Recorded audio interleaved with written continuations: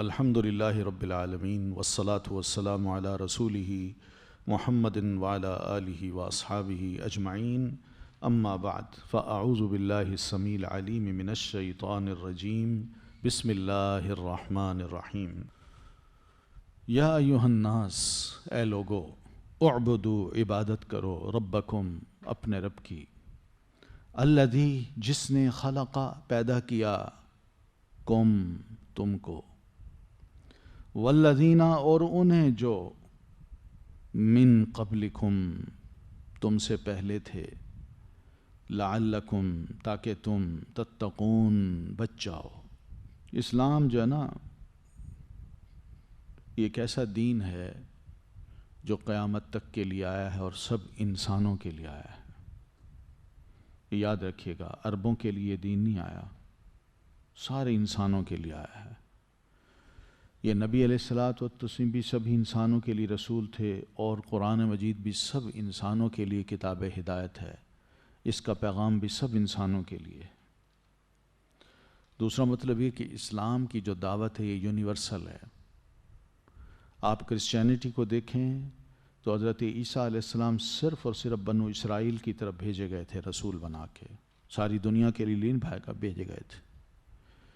وجہ یہ ہے کہ سیدنا عیسیٰ علیہ السلام کی جو شریعت تھی وہ صرف اور صرف اس دور کے جو بنو اسرائیل تھے ان کے حالات کے مناسب تھی،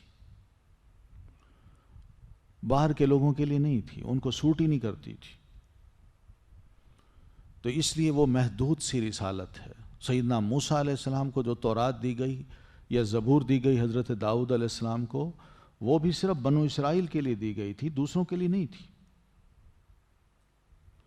لیکن قرآن مجید ہو، نبی علیہ السلام ہو، ہمارا دین ہو، یہ سب کے لیے ہے، اور اس کی پہلی دلیل یہ آیت ہے کہ یا ایھا الناس، قرآن مجید سب انسانوں کو ایڈریس کرتا ہے، اے لوگو، اس دور کے بھی اور آج تک کے دور کے، آج کے دور کے بھی، اور قیامت تک آنے والے لوگوں کو بھی یہ ایڈریس کرتا ہے، یا ایھا الناس، اے لوگو۔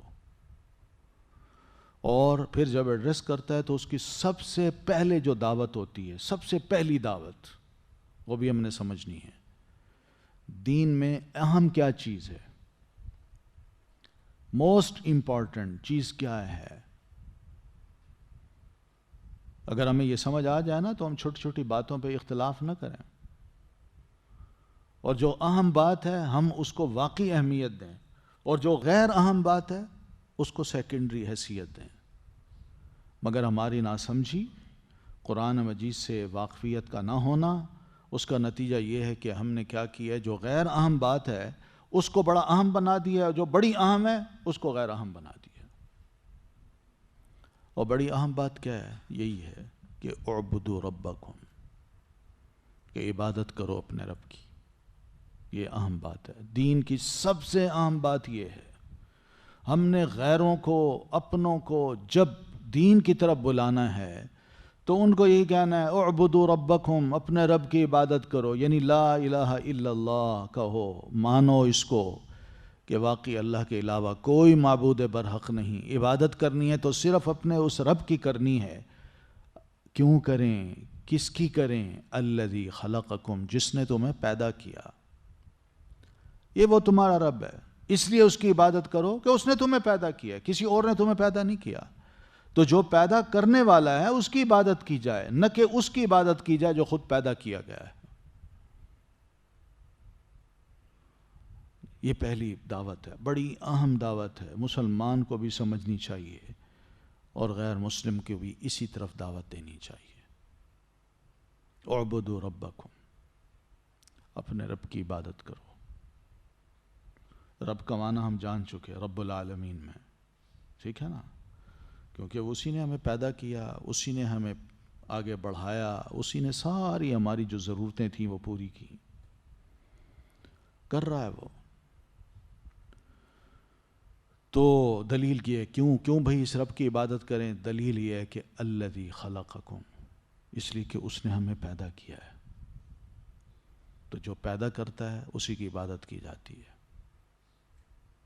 مگر دنیا میں ہو کیا رہا ہے، جس نے پیدا نہیں کیا ہم اس کی عبادت کر رہے ہیں، اور جس کی عبادت کرنی چاہیے وہ پیدا کرنے والا، اس کو ہم چھوڑ رہے ہیں. زیادتی ہے نا. تو یہ اسلام کی یہ پہلی دعوت ہے. یہ دعوت ہے جس سے لوگ چڑھتے ہیں، پسند نہیں کرتے. لا الہ الا اللہ جو ہے یہ ان کو اچھا نہیں لگتا. اسی لا الہ الا اللہ سے وہ ناراض ہوتے ہیں. اور آج بھی دنیا کی ناراضگی مسلمانوں کے خلاف اگر ہے تو اسی لا الہ الا اللہ پہ ہے اور کچھ نہیں. اگر ہم آج یہ کہہ دیں ہم جیزس کو مانتے ہیں، وہ ہمارے ساتھ کھڑے ہو جائیں گے. لیکن جب ہم یہ کہتے ہیں جیزس عیسیٰ علیہ الصلوۃ والتسلیم جو تھے وہ اللہ کے رسول تھے، بیٹے نہیں تھے، وہ اللہ کے بندے تھے، وہ ایک اللہ کی عبادت کرتے تھے، اس سے ناراض ہوتے ہیں. تو یہ ہے اعبدوا ربکم الذی خلقکم، جس نے تمہیں پیدا کیا، تمہیں بھی نہیں، والذین من قبلکم، اور ان کو بھی جو تم سے پہلے تھے. یعنی ہم سے پہلے کون ہیں؟ ہمارے والد، دادا، پڑدادا، لکڑ دادا، آگے تک چلتے جائیں آدم علیہ السلام تک. ان سب کو اللہ نے پیدا کیا ہے، کسی اور نے پیدا نہیں کیا. یعنی اس پوری جنریشن میں، پوری جو انسانی تاریخ ہے، اس میں جتنے بھی آگے بزرگ بنتے ہیں، اینڈ تک کوئی یہ دعویٰ نہیں کر سکتا کہ میں نے فلاں انسان کو پیدا کیا ہے. اچھا، غیر مسلموں میں یہ بڑے کانسیپٹ ہیں کہ یہ جو انسان ہے، جو برہمن ہے، یہ اللہ کے سر سے پیدا ہوا ہے، اور جو کھتری ہے وہ سینے سے، اور جو شودر ہے وہ پاؤں سے. لہذا شودر کو شودر بنا کے رکھو، وہ برہمن کے ساتھ نہ بیٹھے، اور کھتری کو کھتری بنا کے رکھو کہ وہ دونوں طرف کام چلائے، اور برہمن ہیڈ کرے سب کو. یعنی اس طرح کے عجیب و غریب قسم کے کانسیپٹس ہیں. مگر ہمارا دین اتنا کہتا ہے کہ ایک اللہ ہے، وہ خالق ہے، اس سے کچھ ہے. لم یلد ولم یولد، نہ وہ کسی سے پیدا ہوا ہے اور نہ اس سے کوئی پیدا ہوا ہے. بس اتنی سی بات ہے. تو یہ پیدا ہونا اللہ تعالیٰ کا کسی سے یا اس سے کسی کا پیدا ہونا، قرآن مجید اس کی کھل کے نفی کر رہا ہے. اور یہی وہ چیز ہے جو دنیا سمجھتی ہے کہ اسلام بالکل ہم سے جدا گانا ایک دین ہے، ایک کسی بھی صورت میں ہمارے ساتھ مل نہیں سکتا، ہمارے بنیادی نظریات سے ٹکراتا ہے. تو والذین من قبلکم، اور ان کو جو تم سے پہلے تھے، لعلکم تتقون، تاکہ تم بچ جاؤ. اللہ کی عبادت کرو گے تو بچ جاؤ گے، اپنے رب کی عبادت کرو گے تو بچ جاؤ گے. کس چیز سے؟ اس کی ناراضگی سے، اس کی سزا سے، یا اس کی نافرمانی سے. تم بچ جاؤ گے، اپنے آپ کو بہترین انسان بنا لو گے. اللہ کی عبادت کر کے تو دیکھو، تم اس کے فرما بردار بن جاؤ گے. یہ فائدہ ہوتا ہے عبادت کا کہ بندہ عبادت کرے تو متقی بن جاتا ہے، اور متقی جب بنتا ہے تو وہ بچ جاتا ہے گناہوں سے، نافرمانیوں سے، یا اللہ تعالیٰ سے ڈرتا رہتا ہے کہ میں کوئی کام غلط نہ کروں جس سے اللہ ناراض ہو جائے. تو دیکھ رہے ہیں 3 گروہوں کا ذکر کیا، ان کی حالت بتا دی، فرق بتا دیا. اب اس کے بعد سب سے پہلی بات جو کی ہے وہ اسلام کا تعارف ہے، اور لوگوں کو اس کی طرف دعوت دی ہے. اور دعوت بھی اہم، عبادت، اللہ کی بندگی. جب ہم اللہ کی بندگی کریں گے تو بندے بن جائیں گے، اس کے بندے بن کے رہیں گے. یہ وہ اہم چیز ہے جو کہ آپ نے دیکھنی ہے. پھر اللہ تعالیٰ اب اپنے دلائل دے رہے ہیں کہ اپنے رب کی اس اللہ تعالیٰ کی عبادت ہم کیوں کریں. پہلی دلیل یہ دی کہ اس نے تمہیں پیدا کیا، اس لیے عبادت کرو. دوسری دلیل یہ دی کہ تمہیں نہیں بلکہ تمہارے اوپر جتنے بھی آدم علیہ السلام تک انسان جا رہے ہیں ان سب کو اللہ نے پیدا کیا. اب تیسری دلیل دے رہے ہیں، الذی جعل لکم الارض فراشا، وہ جس نے بنایا، جعل بنایا، لکم تمہارے لیے، الارض زمین کو، فراشن فرش، والسماء اور آسمان کو، بناءً چھت، وانزل اور اس نے اتارا، من السماء آسمان سے، ماءً پانی، فاخرج پھر اخرج اس نے نکالا، بھی ساتھ اس کے، من الثمرات پھلوں سے، رزقاً رزق، لکم تمہارے لیے، فلا تو نہ، تجعلوا تم بناؤ، للہ اللہ کے لیے، اندادن شریک، وانتم حالانکہ تم تعلمون جانتے ہو۔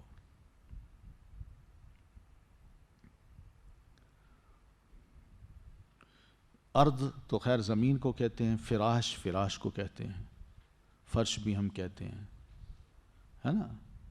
صاحب فراش ہیں، کیا مطلب ہے؟ کہ بستر پہ لیٹے ہوئے ہیں، یہ بیمار ہیں، بولتے ہیں نا یہ لفظ ہم اپنی زبان میں، صاحب فراش ہیں آج کل۔ پھر آسمان کو سما کہتے ہیں، بنا کہتے ہیں بنیاد کو، اس کے بنا تو کچھ ہو ہی نہیں سکتا، بنیاد ہی غلط ہے، یہ لفظ ہم بولتے ہیں۔ پھر ماء پانی کو کہتے ہیں، ثمرات ثمرہ کی جمع ہے، ثمرہ کہتے ہیں کوئی بھی آپ محنت کریں، کچھ بھی کریں، کام کریں، اس کام کا جو رزلٹ آپ کے سامنے آتا ہے نا، محنت کا جو رزلٹ سامنے آتا ہے، اس کو کہتے ہیں ثمرہ،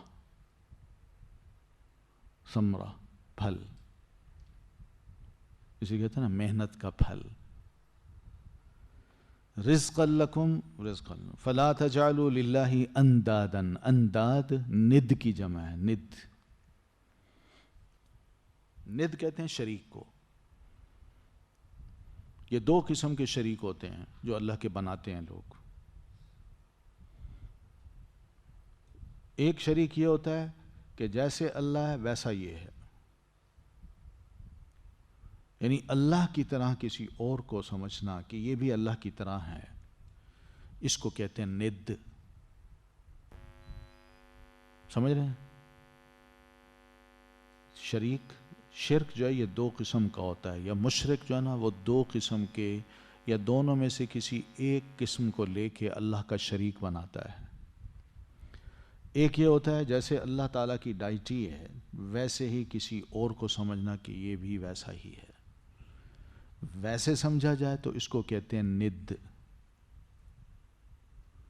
اور ایک ہے اللہ تعالیٰ کے پاس جو اختیارات ہیں، ان اختیارات میں کسی کو شریک بنانا، اس کو کہتے ہیں شریک، جس میں ہم کہتے ہیں لا شریک لہ، اس کا کوئی شریک نہیں۔ فرق سمجھ رہے ہیں نا؟ ند اور شریک کا فرق۔ ند ایسے کو کہتے ہیں کہ جیسے اللہ ہے ویسے ہی کسی اور کو کہنا یہ بھی ویسے ہی ہے، اللہ کی طرح، یہ ہوتا ہے ند۔ جیسے مثال کے طور پر حضرت عیسیٰ علیہ السلام کے بارے میں یہ کہنا کہ اللہ کا بیٹا ہے، وہ بھی اللہ ہے، جیسے اللہ ہے ویسے ہی بیٹا ہوگا، یہ ند ہے۔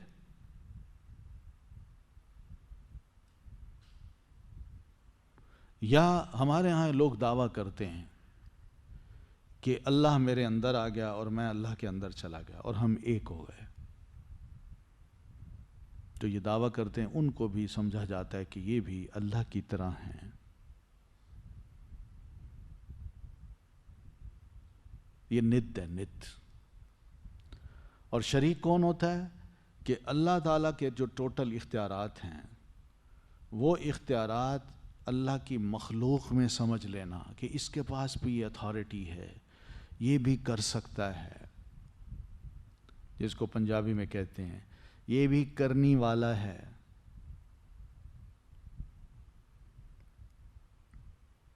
سمجھ رہے ہیں نا؟ مثلا اللہ کا کوئی اختیار لے لیں، مثلا ہم کہتے ہیں وہ رازق ہے، اللہ فرماتا ہے ان اللہ هو الرزاق ذو القوة المتین، رزق دینے والا ہوں تو میں ہوں، کوئی اور نہیں ہے، ٹھیک ہے نا؟ لیکن میں کہوں کوئی اور بھی ہے جو مجھے رزق دیتا ہے، تو اس کے لیے کچھ نام ہم بنا لیتے ہیں. کیا کوئی نام یاد ہے؟ رازق، رزق دینے والا، دینے والا. تو اسی طرح ہم کوئی نام بنا لیں، مثلا کہیں داتا. کیا مطلب ہے داتا کا؟ دینے والا. تو وہ اختیار جو اللہ کے پاس ہے وہ ہم لے کے کسی اور کو بھی دے دیں کہ بھئی اس کے پاس بھی یہ اختیار ہے. تو یہ کیا ہے؟ یہ شریک بنانا ہے. اللہ کی ڈائٹی جیسا کسی کو سمجھنا وہ ند ہے، اور اللہ کے اختیارات کسی اور میں سمجھنا وہ کیا ہے؟ شریک ہے. سمجھ رہے ہیں؟ تو یہ ند اور شریک کے فرق کو پورے قرآن مجید میں آپ نے ذرا ملحوظ رکھنا ہے. تو فَلَا تَجْعَلُوا لِلَّهِ أَنْدَادًا وَأَنْتُمْ تَعْلَمُونَ. اب سنیے، یہ تیسری دلیل ہے کہ اللہ کی عبادت ہم کیوں کریں، اپنے رب کی عبادت کیوں کریں. پہلی دلیل کیا تھی؟ کہ اس نے ہمیں پیدا کیا، وہ خالق ہے ہمارا، جو خالق ہے اس کی عبادت کی جاتی ہے. اور دوسری کیا تھی؟ وَالَّذِينَ مِن قَبْلِكُمْ، جو ہم سے پہلے تھے اوپر آدم علیہ السلام تک جتنے بھی انسان ہیں ان سب کا خالق اللہ تعالیٰ کوئی اور نہیں ہے. یہ دوسری دلیل ہے. اور اب تیسری دلیل جو ہمارے ارد گرد ہے وہ یہ ہے کہ الذی جعل لکم الارض فراشا، وہ جس نے بنایا تمہارے لیے زمین کو فرش. یہ اسی کا کام ہے. اس نے یہ زمین بنائی ہے گول، دیکھا جائے تو ہے راؤنڈ سی، لیکن اس راؤنڈ میں کسی بھی جگہ تم جا کے رہو، یعنی اس گولائی میں کسی جگہ بھی رہو تو تمہیں یوں محسوس ہوگا کہ یہ تو فرش ہے، جب کیا ہے وہ گول. یہ اس کا کام ہے، کسی اور کا کام نہیں ہے کہ ایک گول چیز کو ایسا بنائے کہ تم جب اس میں رہو، ٹکو، آباد ہو، تو تمہیں یوں محسوس ہو جیسے بالکل ایک فرش ہے، بستر ہے جو بچھا ہوا ہوتا ہے جیسے. اگر یہ چھوٹی ہوتی اللہ تعالیٰ اس کو بناتا تو شاید ہم کہیں ٹک نہ سکتے، ہم بھی اسی بال پہ رول کرتے رہتے. زمین رول بھی کر رہی ہے مگر اس کے باوجود ہم یہاں اپنے مکان بناتے ہیں، ہم اس پہ سوتے ہیں، ہم اس پہ رہتے ہیں، چلتے پھرتے ہیں. یہ ہے وہ الذی جعل لکم الارض فراشا. بہت بڑا کام ہے، یہ کسی اور کا کام نہیں ہے. لہذا جس نے تمہارے لیے آج تک کسی خدا نے، کسی بڑی سے بڑے انسان نے یہ دعویٰ نہیں کیا کہ زمین میں نے بنائی ہے، نہ کوئی کر سکتا. تو اللہ تعالیٰ فرماتے ہیں میں نے اس کو زمین بنائی، اور زمین کو ایسے بنایا کہ تم اس پہ جب بیٹھتے ہو، رہتے ہو، تو تمہیں یوں لگتا ہے جیسے فرش بچھا ہوا ہے. وَالسَّمَاءَ بِنَاءً، اور آسمان کو چھت. پھر زمین پہ رہتے ہوئے تم جب اوپر دیکھتے ہو تو تمہیں یہ احساس ہوتا ہے کہ ہمارے اوپر چھت بھی ہے.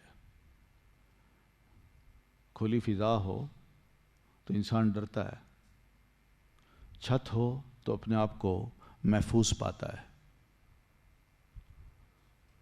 تو آسمان کو اللہ نے تمہارے لیے چھت بنا دیا، اور چھت بھی بڑی خوبصورت بنائی ہے کہ رنگ بدلتی رہتی ہے. یہ چھت کبھی نیلی ہے، کبھی کالی ہے، کبھی اس میں جگمگ جگمگ کرتے ستارے ہیں، کبھی اس کے اندر چاند جو ہے نا وہ باریک نظر آتا ہے، کبھی 14ویں کا چاند پوری رات کو بڑا خوبصورت بنا دیتا ہے، کبھی بادل آ جاتے ہیں دن کے وقت بھی تو بادل بڑے خوبصورت لگتے ہیں اس آسمان پہ. یہ وہ چھت ہے جو رنگ برنگی ہے. اور سورج بھی جب نکلتا ہے تو اس وقت اس چھت کا رنگ اور ہوتا ہے، جب بالکل مڈ میں آ جاتا ہے تو اس چھت کا رنگ کچھ اور ہو جاتا ہے، اور جب یہ زوال ہوتا ہے اور غروب ہونے لگتا ہے اور اس کے قریب آتا جاتا ہے تو یہ چھت اپنے رنگ بدلتی رہتی ہے. جب غروب ہو جاتا ہے تو اس وقت بھی اس کا رنگ دیکھیے، اور جب بالکل ہی غروب ہو جاتا ہے، چاروں طرف اندھیرا چھا جاتا ہے، تو اس وقت بھی اس کا رنگ دیکھیے. یہ ایسی چھت اللہ نے بنائی ہے. پھر وَأَنزَلَ مِنَ السَّمَاءِ مَاءً، یہ چوتھی پانچویں دلیل ہے کہ اس نے اتارا آسمان سے پانی، یعنی بارش برساتا ہے، وہ وہی ہے جو برساتا ہے، کوئی نہیں برسا سکتا. ہمارے لوگوں نے آرٹیفیشل بارش برسانے کی کوشش کی ہے، ملینز ڈالر لگ جاتے ہیں، لیکن زمین کا تھوڑا سا حصہ سیراب ہو پاتا ہے۔ یہ مفت کا پانی جو آسمان سے برستا ہے، اللہ فرماتے ہیں میں اتارتا ہوں، اور پانی جب اتارتا ہے تو اس کو بھی دیکھیے کیسے اتارتا ہے، قطرہ قطرہ۔ کوئی پائپ کا منہ نہیں کھلا ہوا کہ اتنا بڑا منہ ہو اس کا تو اور پائپ گر رہا ہو، پانی گر رہا ہو تو اوپر سے گرے، چھتیں بھی توڑ دے، فرش بھی توڑ دے، بندوں کو بھی بہا لے جائے۔ یہ بھی کام نہیں ہے اس کا۔ چھوٹے تھوڑے قطرے قطرے گرتے ہیں آسمان سے، حالانکہ کتنا پانی ہوتا ہے، جب یہ زمین پہ جمع ہو جاتا ہے تو کتنا پانی ہوتا ہے۔ دریا فل ہو جاتے ہیں، جھیلیں بھر جاتی ہیں، دریا کراس کر کے لمٹس کو سیلاب بن جاتے ہیں اور تباہی مچا دیتے ہیں۔ یہی قطرہ قطرہ مل کے کیا کچھ بن جاتا ہے، مگر اللہ آسمان سے جب پانی برساتا ہے تو اس کو قطرہ قطرہ کر کے برساتا ہے، جس سے کسی کو نقصان نہیں ہوتا۔ وَأَنزَلَ لَكُم مِّنَ السَّمَاءِ مَاءً، پھر یہی پانی جب زمین پہ آتا ہے تو فَأَخْرَجَ بِهِ مِنَ الثَّمَرَاتِ رِزْقًا لَكُمْ، پھر اس نے نکالا اسی ایک پانی سے من الثمرات، مختلف قسم کے پھل، رزق لکم، رزق تمہارے لیے بنا کے۔ سوچئے، یعنی حیران ہوتا ہے انسان کہ بارش برستی ہے، پانی ایک جیسا ہے، لیکن مختلف پودوں پہ جب وہ پڑتا ہے یا مختلف پودے اس پانی کو سک کرتے ہیں تو اسی سے ہی ایک ہی پانی سے مختلف پودے کیا کیا اپنا پھل پیش کر رہے ہوتے ہیں، اور ان کے رنگوں کو دیکھیے، ان کی خوشبو کو دیکھیے، ان کے ٹیسٹ کو دیکھیے، ان کی شیپ کو دیکھیے۔ یہ ایک ہی پانی سے، یہ کون کرتا ہے؟ اور بھلے لوگوں، جو یہ کرتا ہے نا اسی کی عبادت کرو، کسی اور کی نہ کرو، بس۔ میں کہتا ہوں یہ باتیں ہم مسلمانوں کو سمجھ آ جائیں تو ہم اللہ کو چھوڑ کے کسی کے آگے جھکیں ہی نہ، کسی سے مانگیں ہی نہ۔ ہم واقعی کہیں کہ اللہ تیرا دین بڑا پیارا ہے، تو نے جو ہمیں دیا ہے یہ دین، یہ بہت بڑی سعادت ہے کہ ہمیں کم از کم اس دین میں شامل ہو کر لیا، مسلمانوں کے گھر میں پیدا کر دیا۔ یہ بہت بڑی دین ہے جو اللہ تعالیٰ نے ہمیں نصیب کر دی۔ مگر قرآن جب یہ باتیں سمجھاتا ہے تو مسلمانوں کو بھی سمجھاتا ہے، غیروں کو بھی سمجھاتا ہے۔ ہمارا مسلمان تو نہیں سمجھ پا رہا، غیر کیا سمجھے گا پھر؟ لیکن یقین مانے اگر غیر کو یہ باتیں ذرا سمجھا دی جائیں تو وہ مان لے کہ واقعی اللہ ہے، مانتا ہوں اس کو، عبادت اسی کی کرنی چاہیے۔ میں جن جن خداؤں کا قائل ہوں ان خداؤں میں کسی نے بھی کوئی ایک کام ایسا نہیں کیا جو قرآن کی یہ دو آیتیں بتا رہی ہیں۔ یہ سب بیکار خدا ہیں، یہ کچھ نہیں کر سکتے، میں ان کی عبادت کیوں کروں؟ تو یہ اللہ تعالیٰ نے ثبوت دیے ہیں کہ تم میری عبادت اس لیے کرو کہ اس کی یہ وجوہات ہیں، یہ دلائل ہیں، یہ عقلی دلائل اللہ نے دیے ہیں۔ اپنے آپ کو، میں نے کہا تھا نا، اپنے آپ کو اللہ تعالیٰ پیش نہیں کرتا سب کے سامنے، بلکہ وہ دلائل کے ذریعے ہمیں سمجھانا چاہتا ہے، اور وہ بھی دلائل ایسے ہیں جن کو ہم اپنے ارد گرد پاتے ہیں۔ انہی دلائل سے ہی اللہ تعالیٰ کی صحیح معرفت حاصل ہوتی ہے۔ پھر بندہ کہہ سکتا ہے کہ ہاں دنیا میں کوئی نہیں ہے، کوئی انسان نہیں جو یہ کام کر سکے، یہ اللہ تعالیٰ کی ذات ہے جو سارے یہ کام کرتی ہے، اس لیے ہمیں اس کو ماننا ہے۔ یہ ہے یؤمنون بالغیب، دلائل کی بنیاد پہ ان غیب کو ہم مانتے ہیں۔ تو یہ ساری باتیں سمجھا کے پھر انسانوں کی ایک بڑی کمزوری یہ ہے کہ ان تمام دلائل کو جو اس کے ارد گرد ہوتے ہیں وہ نظر انداز کرتا ہے، وہ پھر بھی ان چیزوں کا قائل ہو جاتا ہے۔ جیسے لوگ ان کو سمجھاتے ہیں، دیکھو یہ میں نے چھو کیا ہے تو یہ ہو گیا ہے، یوں کیا ہے تو 4 کبوتر نکل آئے ہیں، اور یہ کیا ہے تو یہ سانپ بن گیا ہے، تو لوگ کہتے ہیں واہ یہی خدا ہو سکتا ہے۔ اللہ فرماتے ہیں نا، یہ دھوکے ہیں، یہ چھو منتر کرنے والے یا اللہ دین کا چراغ رکھنے والے یہ کوئی خدا نہیں ہے، لہذا ان کو خدا نہ بناؤ۔ فلا تجعلوا للہ اندادا، تو نہ تم بناؤ اللہ کے لیے کوئی شریک۔ شریک کا یہی مطلب ہے کہ اللہ جیسے کام کرتا ہے یا اللہ تعالیٰ کی جو ڈائٹی ہے ویسے ہی کوئی اور ہے جس نے یہ کائنات بنائی ہے، وہ اللہ کے ساتھ اس کائنات کو بنانے میں، مجھے پیدا کرنے میں، مجھے رزق دینے میں شریک ہے.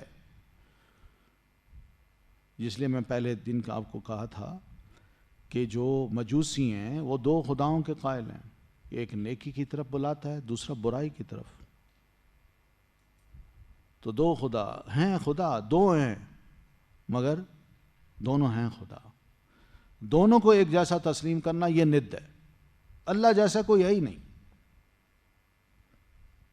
تو اللہ فرماتے ہیں فَلَا تَجْعَلُوا لِلَّهِ أَنْدَادًا، تو نہ تم بناؤ اللہ کے لیے کوئی بھی شریک.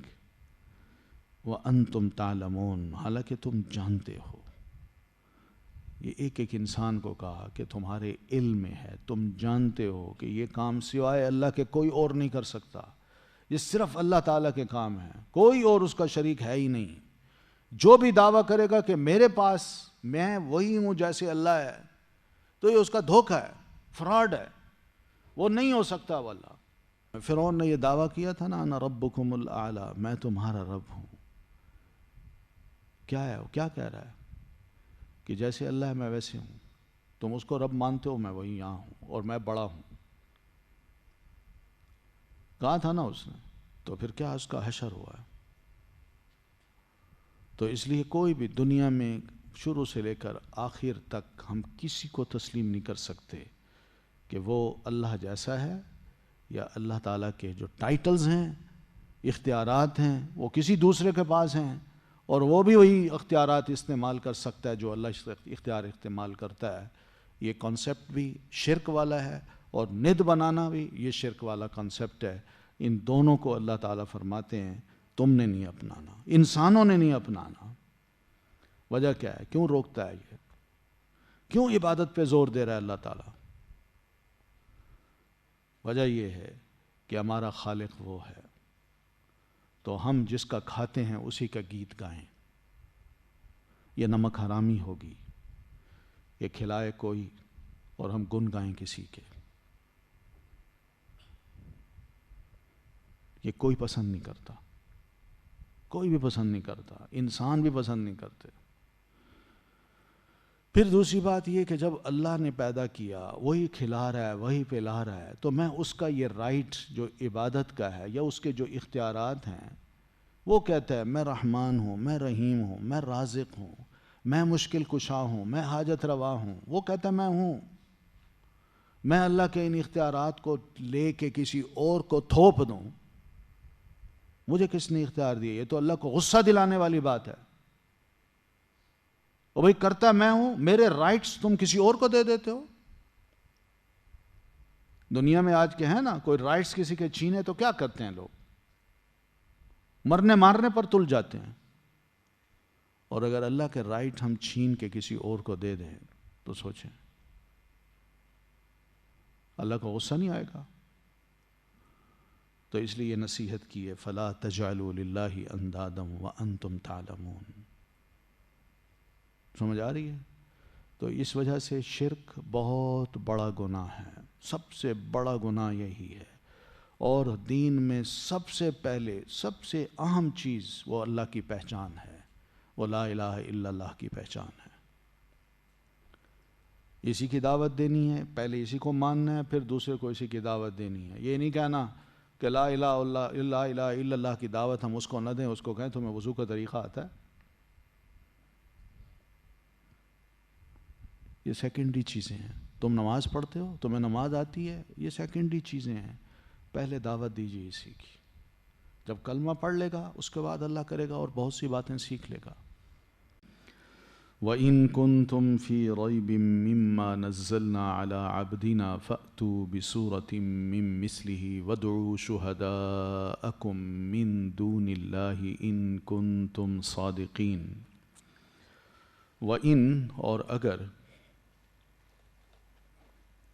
کنتم ہو تم فی ریب کسی شک میں مما اس سے جو نزلنا اتارا ہم نے، نازل کیا ہم نے، علی اوپر، عبدنا اپنے بندے کے، علی عبدنا اپنے بندے پر یا اوپر اپنے بندے کے، فأتو پس ائتو بھی لے آؤ تم سورتن کوئی صورت من مثلہ اس جیسی ودعو اور تم بلا لو شہداءکم اپنے گواہوں کو من دون اللہ سوائے اللہ کے ان اگر کن تم ہو تم صادقین سچے فَإِن پھر اگر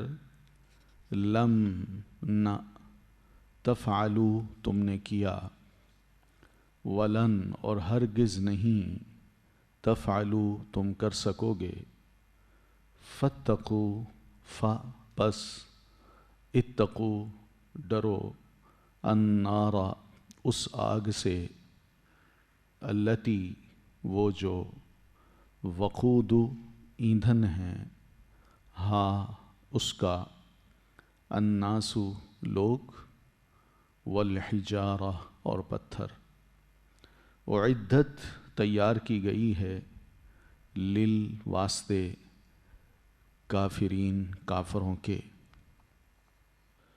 وبشر الذین آمنوا اور خوشخبری دے دیجئے الذین انہیں جو آمنوا ایمان لائے وعملوا الصالحات اور انہوں نے عمل کیے نیک ان بے شک لہم ان کے لیے جنات باغات ہیں تجری بہتی ہیں من تحتہا ان کے نیچے سے الانہار نہریں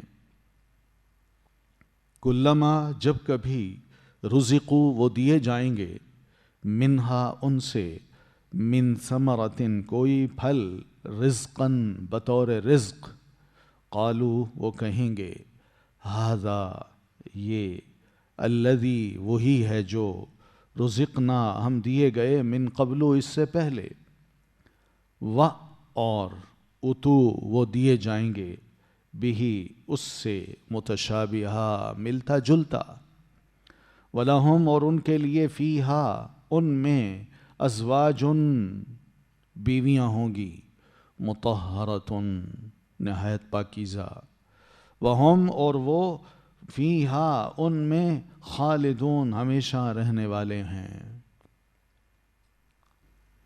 پچھلی جو آیت تھی پچھلی دو آیتیں جس میں کہا گیا تھا یا ایھا الناس اعبدوا ربکم یہ آیت جو ہے یہ دعوت کس کی دے رہی تھی ایک اللہ کی عبادت کی یعنی ہمارے کلمے کا جو پہلا حصہ ہے لا الہ الا اللہ یہ اس کی دعوت دے رہی تھی کہ کوئی معبود نہیں سوائے اللہ کے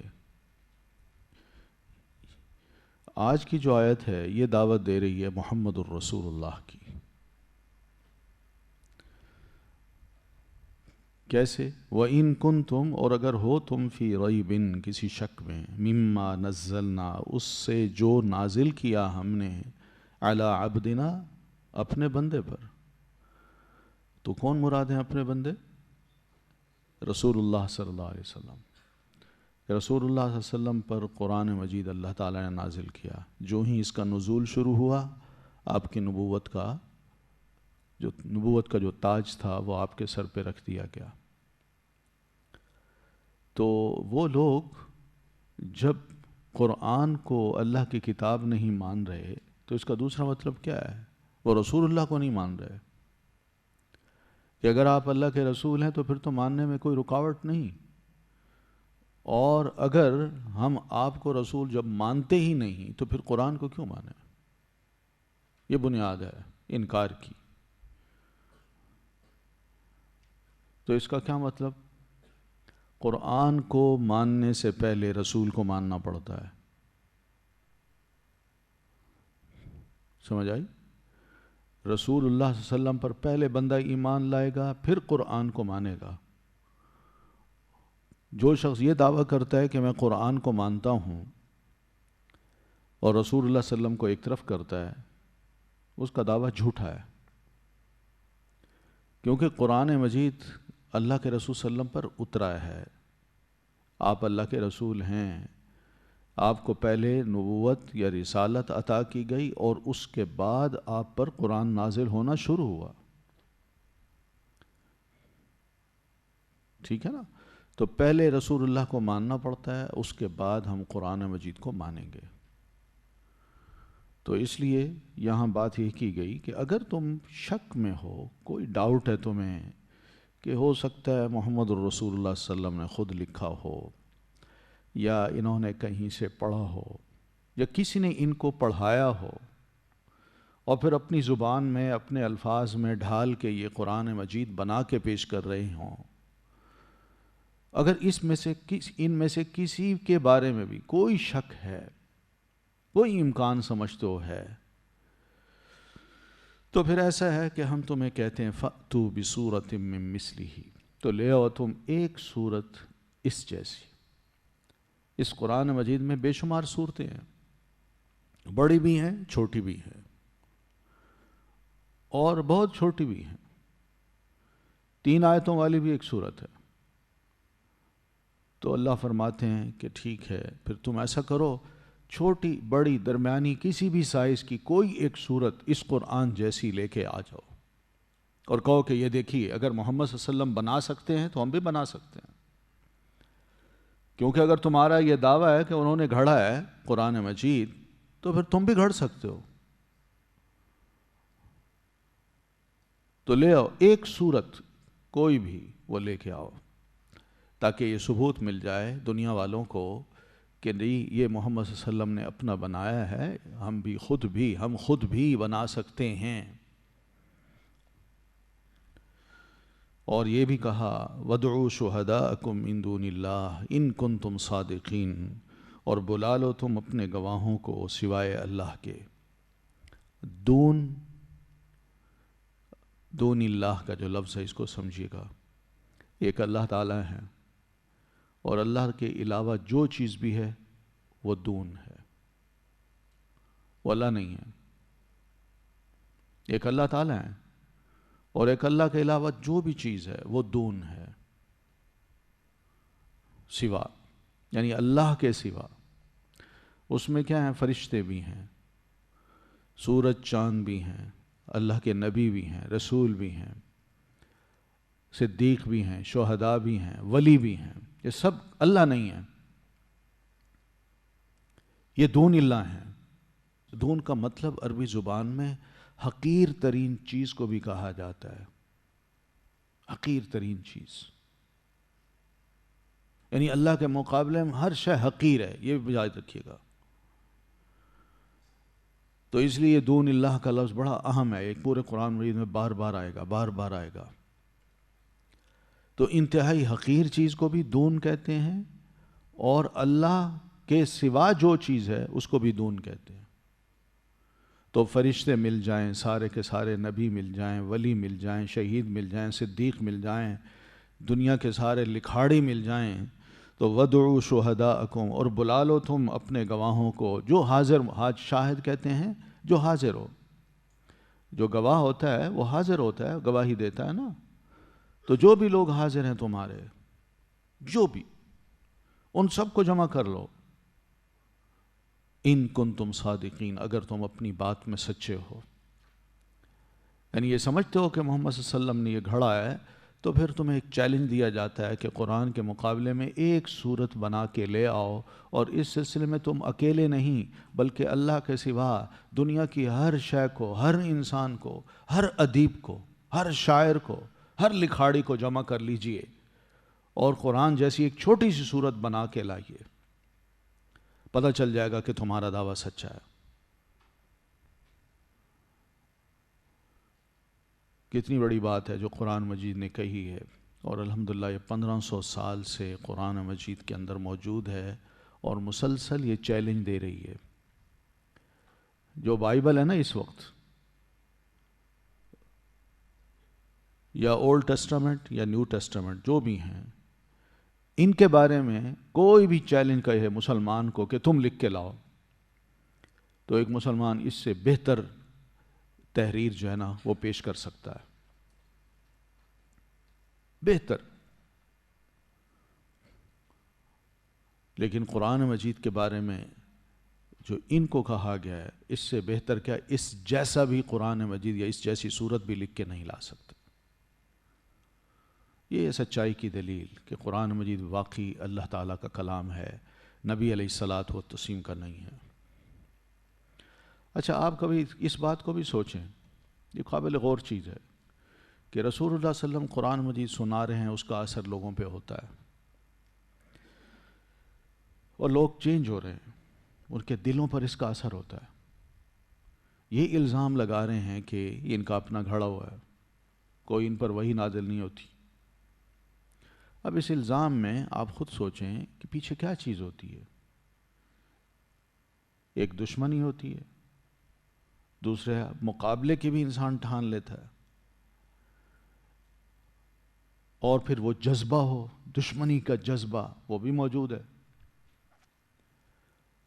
زبان بھی مختلف نہیں ہے، قرآن مجید کی جو زبان ہے عربی، وہی ان کی زبان ہے عربی۔ ان کے ہاں بے شمار سپیکرز تھے، شاعر تھے۔ اب یہ تمام چیزیں موجود ہیں، انوائرمنٹ ان کے حق میں ہے۔ ایک جذبہ ہے مخالفت کا، وہ بھی ہر وقت زندہ ہے، زبان بھی وہی ہے، بول بھی سکتے ہیں۔ تو آخر کیا چیز رکاوٹ بن رہی ہے ان کے لیے کہ وہ قرآن مجید کے مقابلے میں ایک صورت بھی بنا کے نہیں لا سکتے؟ یہ ہے قابل غور بات جو سوچنے کی ہے۔ تو مطلب یہ ہے کہ وہ نبی علیہ الصلاۃ والتسلیم کے جیتے جی جب تک آپ اس دنیا میں رہے، اس وقت تک اس قرآن کے مقابلے میں ایک صورت بھی بنا کے نہیں لائے، ایک صورت بھی۔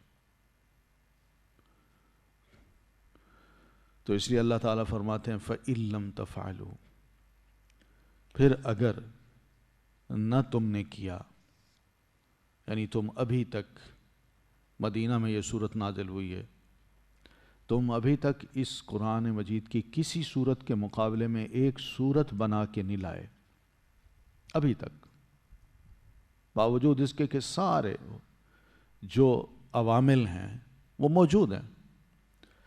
تو یاد رکھو وَلَن تَفْعَلُوا، وَلَن تَفْعَلُوا فیوچر کے لیے، تو ہرگز نہ تم کر سکو گے۔ اگر اب اس کا مقابلہ تم نے نہ کیا اور نہیں کر سکے تو آئندہ قیامت تک تم اس کا مقابلہ نہ کر سکو گے، یعنی ایک صورت بھی قرآن مجید کی بنا نہیں سکو گے۔ تو لہذا مان لو، مخالفت نہ کرو، ہوش کرو۔ اگر اب بھی یہ نصیحت تمہارے کام نہیں آتی تو فاتقوا النار، تو ڈرو تم آگ سے، التی، وہ جو، وقودها الناس والحجارہ، ایندھن ہے جس کا لوگ اور پتھر۔ وقود کل استوقد گزرا تھا، آج وہی لفظ آ گیا وقود، الذی استوقد نارا۔ میں نے بتایا تھا نا استوقد کا روٹ کیا ہے، واو قاف دال، یہ وہی ہے وقود، ایندھن۔ پس ڈرو تم اس آگ سے، وہ جو ایندھن ہے اس کا لوگ اور پتھر، یعنی آگ میں جو چیز ڈالی جائے گی جس سے آگ مزید بھڑکے، وہ انسان ہوں گے جن کو ڈالا جائے گا، اور پتھر ہوں گے۔ پتھروں سے مراد کیا ہے؟ گندھک کے پتھر، گندھک کے۔ اللہ تعالیٰ قیامت کے روز یا جہنم کے لیے ان کو پیدا کرے گا، اور یہ گندھک کا پتھر جو ہے، اس کو جتنا بھی شعلہ دیا جائے یہ اتنا ہی زیادہ بھڑکتا ہے، اتنی زیادہ تیز آگ ہوتی ہے، اس کی تاثیر کہیں زیادہ ہے دنیا کی آگ سے۔ تو فاتقوا النار، تو ڈرو تم اس آگ سے، یعنی مخالفت نہ کرو قرآن مجید کی، اللہ کے رسول کو رسول مان لو، ورنہ تمہیں دوزخ میں جانا پڑے گا۔ اور یہ دوزخ ایسی ہے کہ جس میں انسان ڈالے جائیں گے جس سے آگ مزید بھڑکائی جائے گی، اور اسی طرح پتھر ڈالے جائیں گے جس سے آگ مزید بھڑکے گی۔ تو انسان کون ہوں گے؟ انڈرسٹوڈ بات ہے کہ نافرمان لوگ ہوں گے، جو اللہ کو نہیں مانتے، اللہ کے رسول کو نہیں مانتے، اللہ تعالیٰ جو کتاب نازل کرے ان کو نہ مانیں، یہ لوگ ہیں۔ تو اللہ تعالیٰ نے ان کو دوزخ میں ڈالنا ہے۔ سارے انسان نہیں جائیں گے جو نافرمان ہوں گے، اس لیے فرمایا اعدت للکافرین، یہ دوزخ تیار کی گئی ہے کافروں کے لیے. جو کافر بنتے ہیں نا، نہیں مانتے وحی کو، رسول کو، قرآن کو، وہ کافر ہیں. ایسے لوگوں کے لیے دوزخ کی آگ تیار کی گئی ہے جس کا یہ اندر جائیں گے اور ان کے جانے سے دوزخ مزید بھڑکے گی، مگر جلیں گے تو مریں گے نہیں، رہیں گے وہیں. تو یہ انجام ہے. اسی وجہ سے ہم کہتے ہیں کہ لا الہ الا اللہ محمد الرسول اللہ جو مانتا ہے وہ مسلمان ہے. جو اس میں سے کسی ایک پارٹ کو مانتا ہے اور دوسرے کو نہیں مانتا وہ مسلمان نہیں ہے. کہتا ہے میں لا الہ الا اللہ تو مانتا ہوں، لا الہ الا اللہ تو مانتا ہوں، مگر محمد الرسول اللہ کو نہیں مانتا، تو کیا ہوا؟ یہ آیت اس کی دلیل ہے. ٹھیک ہے. وَإِن كُنتُمْ فِي رَيْبٍ مِّمَّا نَزَّلْنَا عَلَىٰ عَبْدِنَا فَأْتُوا بِسُورَةٍ مِّن مِّثْلِهِ وَادْعُوا شُهَدَاءَكُم مِّن دُونِ اللَّهِ إِن كُنتُمْ صَادِقِينَ.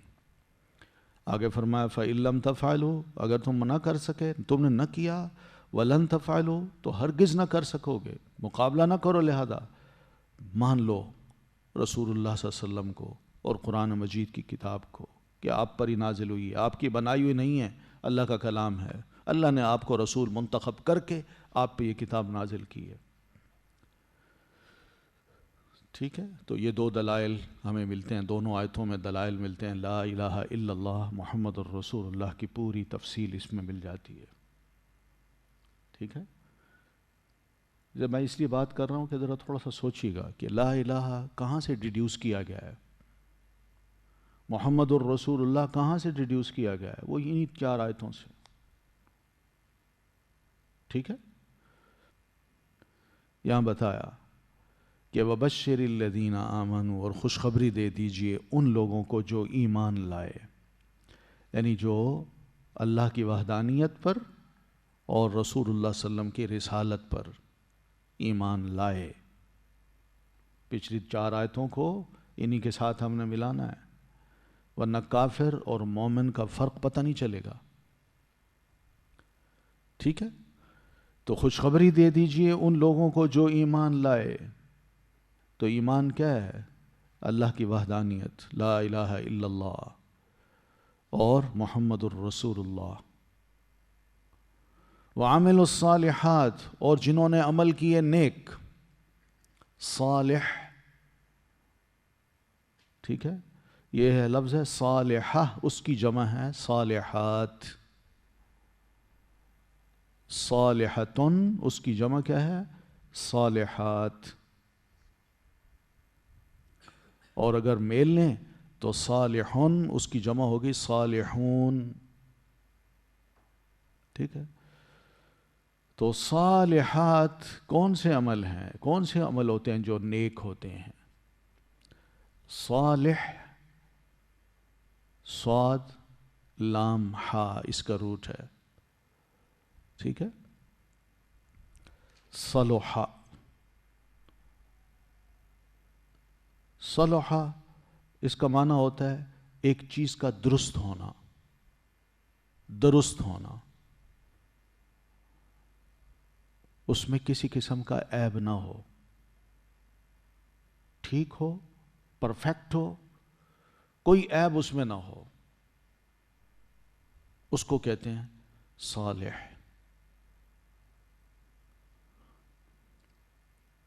تو عمل الصالحات کا کیا مطلب ہوا؟ ایسے عمل جو پرفیکٹ ہوں، اس میں ان میں کوئی عیب نہ ہو. پرفیکٹ سے کیا مراد ہے؟ کہ اللہ نے کہا ہو، رسول اللہ نے کہا ہو. یہ ہے پہلی شرط کہ عمل صالح میں وہ عمل جس کے بارے میں اللہ یا اس کے رسول نے کہا ہو کہ یہ کرنا ہے، کسی تیسرے نے نہ کہا ہو، کوئی اور نہ کہے، صرف اللہ اور اس کے رسول کہیں کہ یہ کرنا ہے. اور پھر پرفیکٹ اس معنی میں کہ اس میں کوئی عیب نہ ہو. عیب سے کیا مراد ہے؟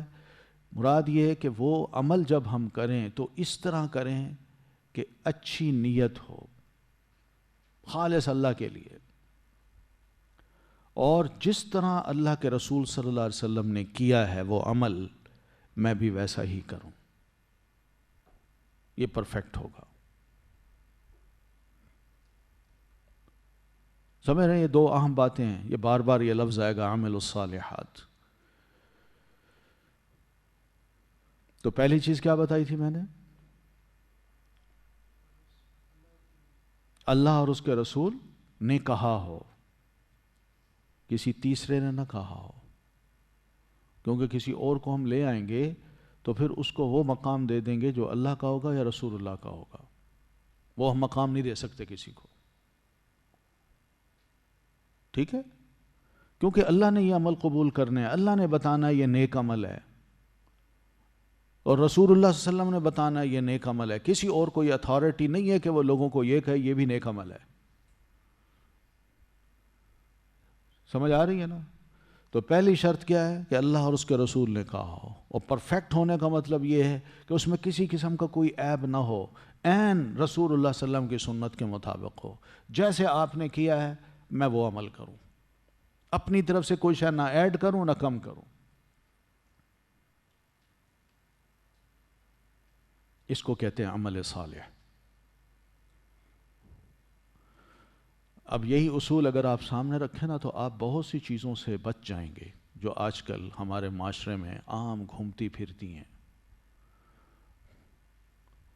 اس میں عمل بھی ہے، عمل ہے نا، عمل الصالحات، اس میں عمل کو ہم نے دیکھنا ہے۔ مثال کے طور پر میں آپ کو یہ کہوں کہ آپ یوں کریں کہ اس شے کو حاصل کرنے کے لیے یا اس بیماری کو دور کرنے کے لیے یا اسی طرح رزق میں برکت کے لیے میں آپ کو ایک کوئی نسخہ بتا دوں کہ آپ یوں کریں کہ 1,00,000 دفعہ آپ آیت الکرسی کا ورد کریں، یہاں بیٹھ جائیں، اور جب تک ختم نہ ہو آپ اٹھیں نا، آپ کے ہر کام میں آسانی ہو جائے گی۔ مجھے کوئی اتھارٹی حاصل ہے کہ میں آپ کو کہوں؟ کیا میں ایسا کہہ سکتا ہوں کہ آپ 1,00,000 دفعہ اس چیز کا ورد کریں؟ کیوں؟ میں رسول نہیں ہوں، میں اللہ نہیں ہوں، اور یہ عمل صالح اللہ اور اس کے رسول نے بتانا ہے، میں نہیں ہوں، مجھے اس بات کا حق ہی نہیں ہے کہ میں آپ کو بتاؤں کہ آپ یہ عمل کریں، یہ نیک عمل ہے، جبکہ اللہ اور اس کے رسول نے کہا ہی نہیں ہے۔ بات سمجھ رہے نا؟ کیا ہم نے اب یہ دیکھنا ہے کہ جب بھی کوئی ایسا عمل جس کو ہم کرنا چاہیں اور سمجھتے ہوں کہ نیک ہو، اللہ اس کو قبول کرے، تو اس کے لیے ضرور دیکھنا ہے کہ کیا اللہ اور اس کے رسول نے فرمایا ہے، اور دوسرا یہ دیکھنا ہے کہ جو طریقہ ہے جو اپنایا جا رہا ہے وہ اللہ کے رسول کا ہے یا نہیں ہے، کسی اور کا طریقہ تو نہیں ہے اس میں۔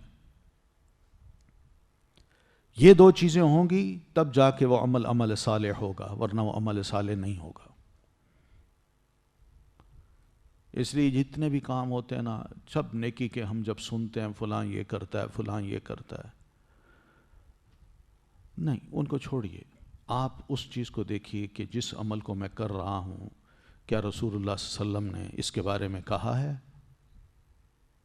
یا آپ نے ایسا کیا ہے جیسا میں کر رہا ہوں، یا جیسے مجھے سمجھایا جا رہا ہے کہ تم ایسا کرو۔ یہ نسخہ ہے، ایک بنیادی اصول ہے، اس کو آپ پلے باندھ لیں، انشاءاللہ زندگی میں بہت سے مراحل ایسے جب آئیں گے تو آپ اسی اصول کے تحت ان چیزوں کو آسانی سے پرکھ لیں گے، پتہ چل جائے گا کہ سنت کس کو کہتے ہیں اور بدعت کس کو کہتے ہیں، یہی پتہ چل جائے گا آپ کو۔ یعنی آپ دیکھیں کہ آپ کو کوئی نسخہ یہ بتایا کہ آج رات آپ جاگیں اور 100 رکعتیں پڑھیں، اور جو اللہ سے مانگیں گے وہ ہو جائے گا، مل جائے گا آپ کو۔ اب یہ 100 رکعتیں میں پڑھوں، مجھے کون کہہ رہا ہے؟ ایک بندہ ہی کہہ رہا ہے نا، کوئی رسول تو نہیں ہے۔ کیا اللہ کے رسول نے ایسا فرمایا؟ نہیں فرمایا۔ بہت سی چیزیں ہیں، سارا سال آپ دیکھتے جائیے گا، یہ ہمارے ہاں مختلف رسمیں اور عادات اور رواج، اور پھر اس کے ساتھ ساتھ آپ دیکھیں گے کہ لوگ بیچارے پسند کرتے ہیں کہ ہم اللہ کا ذکر کریں، اللہ تعالیٰ کو خوب یاد رکھیں، مگر طریقے جو نکال لیے ہیں لوگوں نے ذکر کے بھی اور عجیب و غریب قسم کے انداز اپنا لیے ہیں، اور لوگوں کو بانٹے بھی جاتے ہیں کہ اس کا آپ ورد کریں، صبح بھی، شام بھی، رات کو بھی، صبح بھی۔ یہ سب ایسی چیزیں ہیں جو پرکھنے سے تعلق رکھتی ہیں۔ یہ دین اتنا، جب میں شروع میں شاید بتا چکا ہوں آپ کو، ہمارا دین علمی دین ہے، کوئی سنی سنائی باتوں پر عمل کرنے والا یہ دین نہیں ہے، اور نہ اس بات پہ اکساتا ہے ہمیں کہ آپ کو جو کہا جائے آپ سن لیں، بس اس پہ عمل کر لیں۔ ہمارے پاس ایک کسوٹی ہے، معیار ہے، اور معیار کیا ہے؟ قرآن اور نبی علیہ الصلاۃ والتسلیم کا فرمان، بس۔ اس کے علاوہ کوئی شے معیار نہیں ہے۔ ہم کسی اور کو بیچ میں ڈالیں گے، معیار بنائیں گے، تو میں کسی کو بنا لوں گا، آپ کسی کو بنا لیں گے، وہ کسی کو بنا لے گا، پھر بھانت بھانت کی بولیاں ہوں گی، سمجھ نہیں آئے گا بندوں کو کہ بھئی یہ دین ہے، مذاق ہے، کیا ہے، کوئی کیا کر رہا ہے، کوئی کیا کر رہا ہے، کوئی کیا کر رہا ہے، کوئی کسی کی طرف بلا رہا ہے، کوئی کسی کی طرف، کوئی کسی کی طرف۔ ہم کہاں جائیں؟ اصل بات کیا ہے؟ حقیقت چھپ جاتی ہے پھر۔ تو اس لیے عمل صالح جو ہے، اس کو سمجھنے کے لیے یہ بنیادی چیز ہے، ٹول میں نے آپ کو دے دی ہے۔ ہماری سوسائٹی میں، ہمارے ہاں عام جو رسم و رواج ہیں، عادات ہیں، واز ہیں، ان میں بہت کچھ لوگوں کو دیا جاتا ہے، بانٹا جاتا ہے۔ یہ سب طریقے ہمارے اپنے بنائے ہوئے ہیں۔ ہم صرف اتنا سوچیں کہ پیارے نبی علیہ الصلاۃ والتسلیم نے کیا ایسا کیا، بس سمجھ آ جائے گی ہر بات کی، پھر نہ مخالفت رہے گی، بلکہ افسوس ہوگا ایسے لوگوں کی حالت پر کہ اللہ کے رسول نے تو یوں کہا ہے، لوگ یوں کر رہے ہیں، اور اس طرف دعوت دی جا رہی ہے، بڑے بڑے اچھے اچھے لوگ دیتے ہیں۔ یقین مانیے، نبی علیہ الصلاۃ والتسلیم کا ارشاد ہے، آپ فرماتے ہیں کہ من احدث فی امرنا ھذا ما لیس منہ فہو رد۔ ہمارا یہ جو دین ہے، اس دین میں اگر کوئی شخص کوئی نئی بات عبادت ثواب بنا کے گھڑ کے لوگوں کو پیش کرتا ہے، آپ فرماتے ہیں فہو رد، وہ ریجیکٹڈ ہے۔ ریجیکٹڈ کا کیا مطلب ہے؟ نہ اللہ نے قبول کرنا ہے، نہ کوئی ثواب دینا ہے، اور نہ میں کہتا ہوں کہ میں نے ایسا کہا ہے، سب غلط ہے یہ۔ اب میں لوگوں کو اگر بڑے اچھے واز بھی کروں اور ان میں بالکل ضعیف موضوع قسم کی روایات کو سہارا بنا کے لوگوں کو کہانیاں واقعات سناؤں، اب مجھے سمجھائیے کون سا میں ثواب بانٹ رہا ہوں؟ بلکہ میں تو لوگوں کو گناہ گار بنا رہا ہوں۔ اور لوگ جب گناہ کریں گے تو اس کا اثر، گناہ کا اثر نہ صرف ان پر ہوگا، اگلی جنریشن پر ہوگا، اور اس کی بنیاد میں بنوں گا کہ میں نے لوگوں کو یہ بتایا کہ تم یہ کام کرو، لہذا ان کا گناہ میرے کھاتے میں بھی ڈالا جائے گا، اور میں سمجھوں میں بڑے نیک عمل کر رہا ہوں۔ یہ نیک عمل نہیں ہوتے، اس لیے شرط ہے وَعَمِلُوا الصَّالِحَاتِ کہ مومن بنو، لیکن نیک عمل وہ کرو جس پر اللہ اور اس کے رسول کی چھاپ لگی ہو، بس وہ نیک عمل ہوگا۔ اگر یہ گنجائش ہم دوسروں کے لیے نکال لیں تو پھر سوچئے 1500 سال میں کتنی عظیم ہستیاں ہماری تاریخ میں آئی ہیں۔ ہر کوئی اگر ایک نسخہ دینے شروع کر دے تو پھر باقی کیا بچے گا؟ کون پڑھے گا اللہ کو اور کون پڑھے گا رسول اللہ کو؟ سوچئے۔ تو اس لیے وَبَشِّرِ الَّذِينَ آمَنُوا، اور خوشخبری دیجئے ان لوگوں کو آمنوا جو ایمان لائے، وَعَمِلُوا الصَّالِحَاتِ اور جنہوں نے عمل کیے نیک۔ نیک عمل چاہے تھوڑا ہو، چھوٹا ہو، مگر ہو اللہ کے رسول کے کہے کے مطابق، اللہ اس کو پسند کر لے گا۔ لیکن اس کے علاوہ کوئی اور عمل ہو مگر اللہ اور اس کے رسول کی چھاپ اس پہ نہ ہو، چاہے آدمی کتنا ہی تھکائے اپنے آپ کو، راتوں کو جاگے، دنوں کو جاگے، جنگل میں چلا جائے، غاروں میں بیٹھے، کنویں میں الٹا لٹک جائے، تالاب میں ایک ٹانگ پہ کھڑا ہو جائے، ساری رات سردیوں کی یخ بستہ راتوں میں، یہ نیک عمل کہاں ہے بھائی؟ کس نے کہا ہے؟ اللہ ایسی تکلیف کو کوئی پسند نہیں کرتا، جبکہ اس لیے کہ اس نے کہا ہی نہیں، نہ اللہ کے رسول نے ایسا کیا ہے۔ تو ان لہم جنات، بے شک ان کے لیے باغات ہیں. یہ ہے ایمان اور عمل صالح کا نتیجہ کیا ہے، ریوارڈ کیا ہے اللہ کے ہاں؟ باغات ہیں. حالانکہ ایمان لائیں ہم، یہ ہماری ضرورت ہے. عمل صالح اگر ہم کریں گے تو یہ ہماری اپنی ضرورت ہے، ہماری اس میں اپنے لیے خیر ہے. ہم دوسروں کے ساتھ اچھا سلوک کریں گے، دوسروں کو صحیح بات بتائیں گے، دوسروں کو اچھے عمل بتائیں گے تو وہ ہمارا دوست بنے گا. یہی ہے ہماری خیر، یہی فائدہ ہے نا. مگر فائدہ ہم اٹھا رہے ہیں یا ایک دوسرے کو پہنچا رہے ہیں. مگر اللہ خوش ہو کے کیا کہتا ہے کہ بس اسی کی بنیاد پہ میں تمہیں باغات دوں گا، جنتیں دوں گا. اور باغات بھی ایسے کہ تجری من تحتها الانہار، چلتی ہیں جن کے نیچے سے نہریں ہیں. کیا مطلب ہے اس کا؟ یعنی یہ باغ ہے، یہ باغ ہے اور اس کے نیچے نہر چل رہی ہے، یہ مطلب نہیں ہے. یہ باغ جو ہے نا یہ بلندی پہ ہوں گے، اور بلندی پہ بیٹھ کے یہ جنتی لوگ جب ارد گرد کے منظر دیکھیں گے تو ان کو نیچے نہریں بہتی نظر آئیں گی. یہ خوبصورت منظر ہے. جیسے آپ تھوڑا سا تصور کر لیں کہ کسی 5 اسٹار ہوٹل میں آپ چلے جائیں، لفٹ آپ کو جب اوپر لے جاتی ہے تو آپ کے سامنے جو مناظر آتے ہیں انسان ان کو دیکھتا ہے. آج کل تو شیشے لگے ہوتے ہیں نا لفٹ میں چاروں طرف. وہ بندہ چڑھ رہا ہے اور دیکھ رہا ہے وہ نہر، وہ سڑک، وہ گاڑی، وہ ایئرپورٹ، وہ بہترین بلڈنگ، وہ باغ. یعنی اس طرح کے سینریز جو اس کو سامنے نظر آتی ہیں، یہ سارے اس کا ایک اپنی ٹیریٹری ہوگی، جنت جہاں یہ رہے گا. اور جہاں بھی رہے گا اس کو چاروں طرف سے ایسے باغات اور خوبصورت مناظر نظر آئیں گے جس کا ایک نقشہ اللہ نے یہ فرمایا کہ بس یوں سوچ لو کہ تجری من تحتها الانہار، تم اوپر ہوگے اور نیچے جب دیکھو گے تو نہریں چل رہی ہوں گی.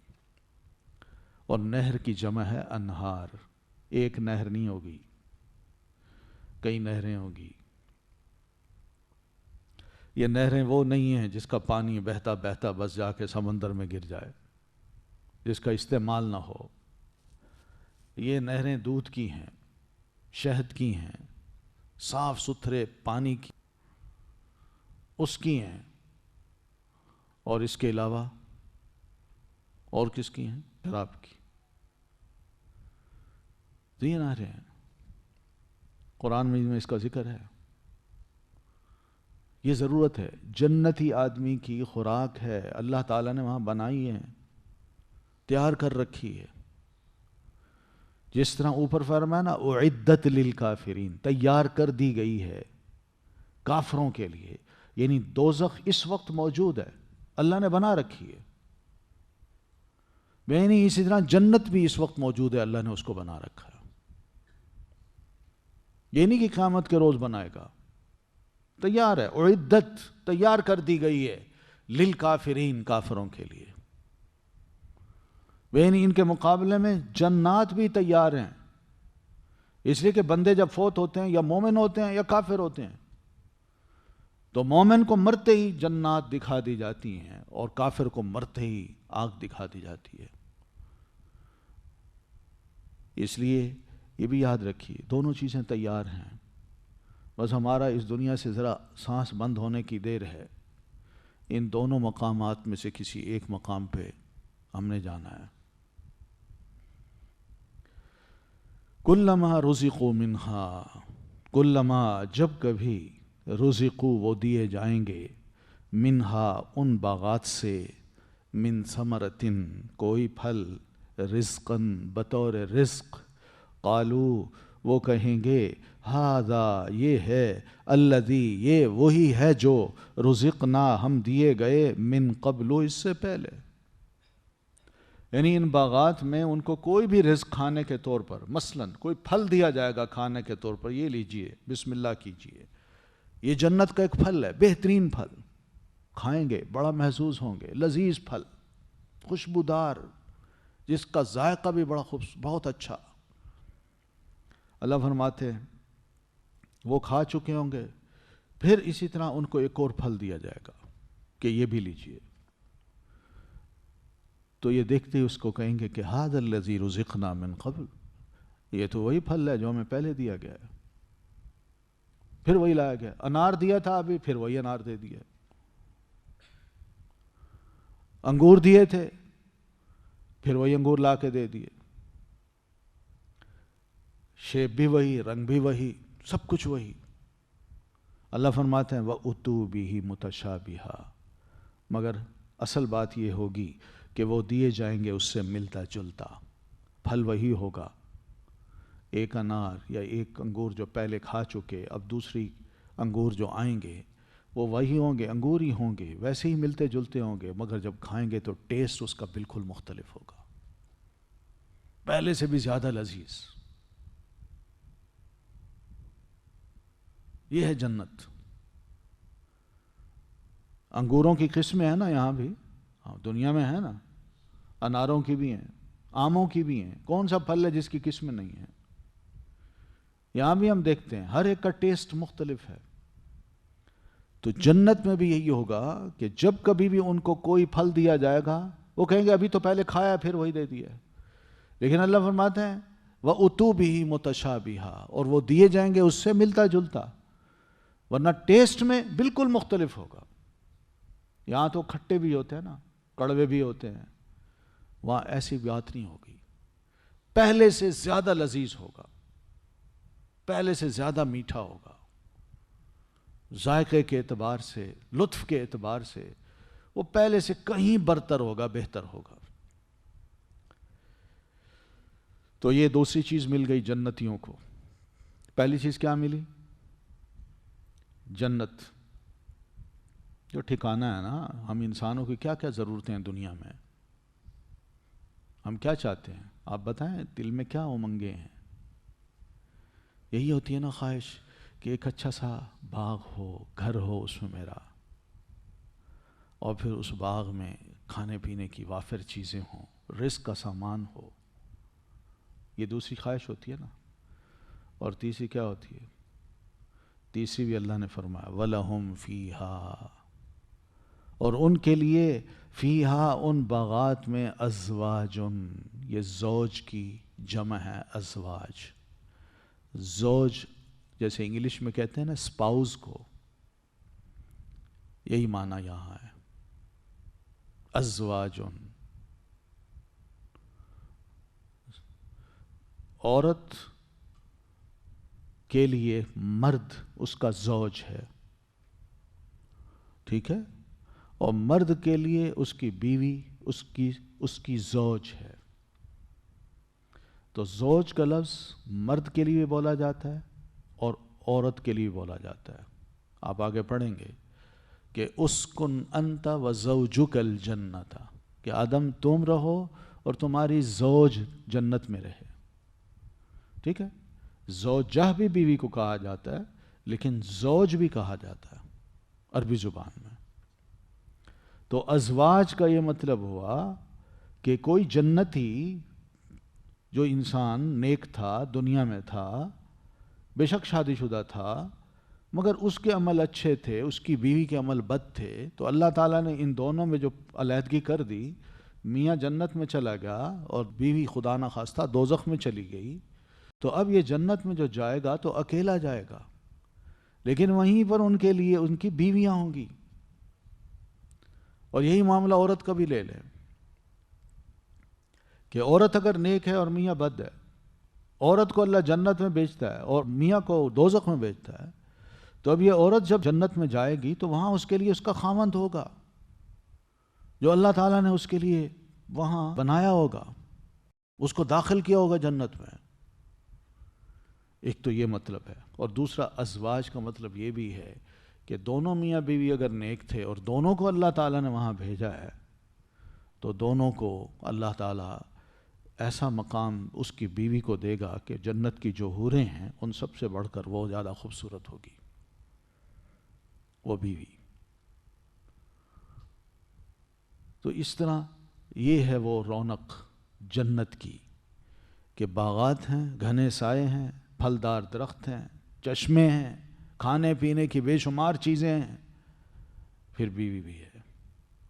یہ سب چیزیں دنیا میں بھی انسان کو مل جاتی ہیں، لیکن ایک کھٹکا رہتا ہے، ہر ایک کو کھٹکا یہ رہتا ہے کہ میں یا میری یہ چیز کیا کہیں چھین تو نہیں جائے گی مجھ سے، میں مر گیا تو کیا ہوگا، میں تو بوڑھا ہو رہا ہوں۔ یہ ہوتا ہے نا، بیوی فوت ہوگی تو کیا ہوگا، اور بیوی کو یہ ڈر ہوتا ہے کہ اتنا خوبصورت گھر ہے، اللہ نے سب کچھ دے رکھا ہے، میاں فوت ہو گیا تو کیا ہو جائے گا۔ پھر دونوں اگر زندہ بھی رہتے ہیں تو پھر یہ خیال آتا ہے کہ اب ہم آہستہ آہستہ کمزور ہوتے جا رہے ہیں، بوڑھے ہوتے جا رہے ہیں، اور نظر آ رہا ہوتا ہے کہ کچھ عرصے کے بعد ہم نے بھی فوت ہو جانا ہے۔ ہوتا ہے نا یہ کھٹکا، ہر ایک کو ہوتا ہے، مگر وہاں یہ کھٹکا نہیں ہوگا۔ وہاں کیا ہے؟ وَهُمْ فِيهَا خَالِدُونَ، اور وہ ان باغات میں، ان جنتوں میں ہمیشہ ہمیشہ رہنے والے ہیں، کہ موت نہیں آنی وہاں۔ موت کا جو وہ امپلیمنٹیشن ہے وہ اس دنیا میں ہے بس بندے پر۔ مرنے کے بعد کی جو زندگی ہے وہ ہمیشہ کے لیے، وہاں موت نہیں آنی۔ وَهُمْ فِيهَا خَالِدُونَ، اور وہ ان میں ہمیشہ ہمیشہ رہنے والے ہیں۔ سوچیے، اب دنیا کے لائف کا کھٹکا رہتا ہے، انسان محنت بھی کرتا ہے، بیمار بھی ہوتا ہے، صحیح بھی رہتا ہے، کیا کچھ اسے عجیب و غریب قسم کے حالات سے گزرنا پڑتا ہے۔ تھوڑے سے یعنی ایمان اور عمل صالح، اس کا ریوارڈ کتنا بڑا ہے آخرت میں، ہمیشہ کی زندگی۔ تو یہ وہ چیز ہے جس کو پیارے نبی علیہ الصلوۃ والتسلیم فرماتے ہیں کہ عقل مند انسان بنو، عقل مند۔ آپ فرماتے ہیں میری امت کا عقل مند انسان وہ ہے جو اس دنیا میں رہتے ہوئے ہر وہ عمل کرتا ہے جو اس کو آخرت میں فائدہ دیتا ہے، کیونکہ یہ عقل مندی ہے۔ یعنی اس کی کوئی بھی عمل کرنا چاہتا ہے، وہ یہ سوچتا ہے کہ میرا اس عمل کرنے سے مجھے آخرت میں بھی کوئی فائدہ ہے کہ نہیں، اور اگر آخرت میں اس کو فائدہ نظر آتا ہے تو وہ قدم اٹھا لیتا ہے، وہ عمل کر بیٹھتا ہے۔ لیکن اگر جہاں آخرت کا نقصان ہے وہ پیچھے ہٹ جاتا ہے، وہ کہتا ہے میں یہ نہیں کر سکتا۔ یہ سمجھدار انسان ہے۔ آپ فرماتے ہیں میری امت کا انتہائی سمجھدار انسان یہی ہے، ورنہ سب بے وقوف ہیں، اور ہماری اکثریت بے وقوفیوں والے کام کرتی ہے۔ ہم وقتی فائدے کے لیے یہ نہیں دیکھتے کہ اس کا آخرت میں نقصان کتنا ہے، اس نقصان کو برداشت کرنے کے لیے سارا وقتی لذت ہم حاصل کر لیتے ہیں، لیکن جب آنکھ ختم ہوگی، بند ہوگی، تو اس وقت پتہ چلے گا کہ واقعی کتنا نقصان اٹھایا انسان نے۔ تو اس لیے عقل مند انسان بننے کی ضرورت ہے۔ دنیا کی عارضی زندگی، اس کے لیے آخرت کی ابدی زندگی کو خراب کرنا یہ عقل مندی نہیں ہے، بلکہ عقل مندی یہ کہ دنیا کی عارضی زندگی کی پرواہ نہ کرتے ہوئے انسان آخرت کی زندگی کو ترجیح دے، یہ عقل مندی ہے۔ اس لیے کہ وہ یہاں تو موت آنی ہے، وہاں تو موت بھی نہیں آئے گی۔